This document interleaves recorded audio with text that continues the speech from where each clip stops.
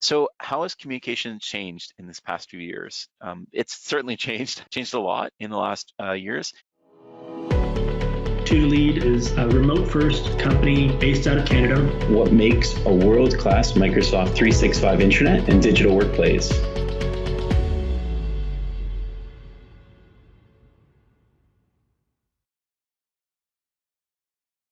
What's really happened is we've transitioned in our needs away from sort of editorial comments and challenges towards engagement and connecting employees and things of that nature. And so if we kind of look forward, what that means is we need to think about that experience and what that means for, especially leaders in the organization, whether you're an executive, whether you're a corporate communications lead, whether you're supporting, corporate communications, it's changed. And so this framing of going from editing and publishing is honestly where a lot of corporate communications groups are still at. And so their relevancy in the business is decreasing over time. And that's really important because then your role authority and your impact is also decreasing. So if you care about your career, do not stay in the edit and publish space, right? Move towards enablement and connecting and amplifying and engaging. And what do I mean by enable and amplify here? The reality is communication's happening throughout the organization. It's happening in really robust and interesting ways, especially with everything being so digital today. And so finding and discovering and creating more visibility for key communications in the organization, improving the quality of communications, these are all things that a modern, effective corporate communications group does, not just reactively responding to things that come to them, right, to publish and produce. And then, of course, connecting and engaging is actually really important because the more connected and engaged people are, the more they're going to listen, right? And attention isn't what we used to be, where you could kind of just, hey, here's a new corporate news item, and you could rely on people to read it, especially now with people being remote and a bunch of other factors. The engagement on key corporate messaging and key communication is quite low. So we really need to repivot and focus ourselves on these latter two sections of enabling and connecting. Hopefully is where you are today, and then moving forward, amplify and engage. And if you're not, in this part of the journey, that's okay. We'll give you some actionable guidance today. The other thing to think about is the way our tool set has worked has changed a lot. So historically, while the way corporate communications communicate has changed and how they function and work, the objectives and of their intranets and the key tools that they use to communicate have changed a lot as well. So we've seen this transition where objectives have kind of transitioned more and more towards things like engagement, community, things like that, which I hope is part of your own strategy, right? Not just looking at baseline communication as a communication leader.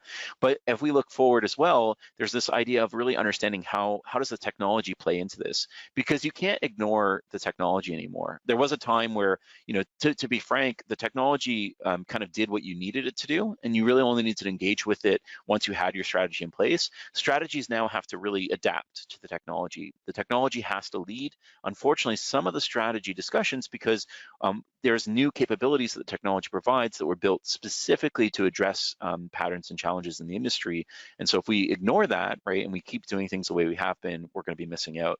So this is where, road mapping becomes really strategically relevant. And I have a bunch of example streams here, sort of talk tracks from a roadmap perspective, but it's actually really important that even for intranets and corporate communication style projects, that there's sort of a governance and an adoption track there, right? How do we get people to engage and how do we make sure that the resiliency and responsibility is there, right, in the way that we communicate, especially with the risks nowadays of so much information leaking or, exposing other types of risks. So I think without getting onto a long discussion, security is actually an important part of the education that we need to continue in corporate communications teams.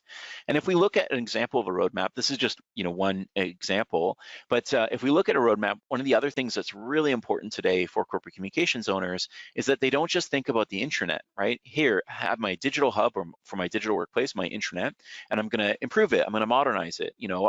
No one's happy with their intranet, right? If you look, it's been a couple years, the organization has changed, your navigation structure probably needs to be redesigned or optimized.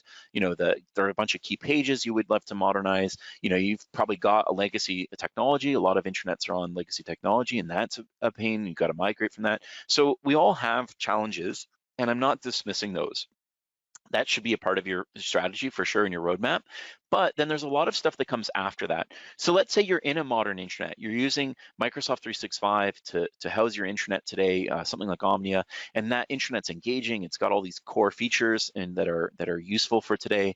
What comes after? And that's where I think a lot of organizations really struggle. They work so hard to get to launch that when they get to the launch, after all that work, they don't readjust, right? They don't, it's kind of like this journey where you're going to Mars the first time and you're trying to figure out if there's water. There's like massive amount of effort to get up into the atmosphere. There's tons of effort to kind of launch towards this little dot, which is Mars. There's tons of effort to get there and then land on Mars. And then the actual work begins to find, is there water, and, do a bunch of other experiments. And years of experiments happened with, say, the initial rover, like 4, 5, 6, 7, 8. I think we're still going, right, with more and more experiments. So the ROI is much, much greater if you take this wonderful investment you initially made and then you expand on it and use it in new ways. And I think that's this sort of right-hand side is where a lot of intranet teams and corporate communications groups really struggle. So I really want to encourage more emphasis on these types of things. And we'll talk about some of these ideas, right? Digital workplace directories, employee organizational portals, pre-boarding sites and portals,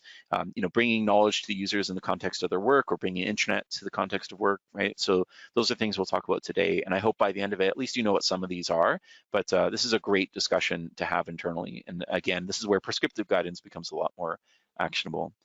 But if you didn't get anything else out of that, here's the key takeaway. Communication has changed in the past few years because we've moved beyond editor work, and we were moving into enablement, engagement, and experience leaders. And experience leaders need to focus on communications as an experience. How do people interact, engage, amplify, all of the different ways in which you think about the employee experience around communications? All of that is in a modern corporate comms purview. Like, all of that is applicable to them. And that, for a lot of organizations, is a shift from where they were historically, and it should increase the agency and impact you have in your own business. Hey everyone. So as mentioned, there's a dense 50 minutes of content here. I'm always a big fan of giving you guys too much information and insight. So do expect to kind of drink from the fire hose. And with that, let me just quickly describe why I'm here and why I'm talking to you about this particular topic area.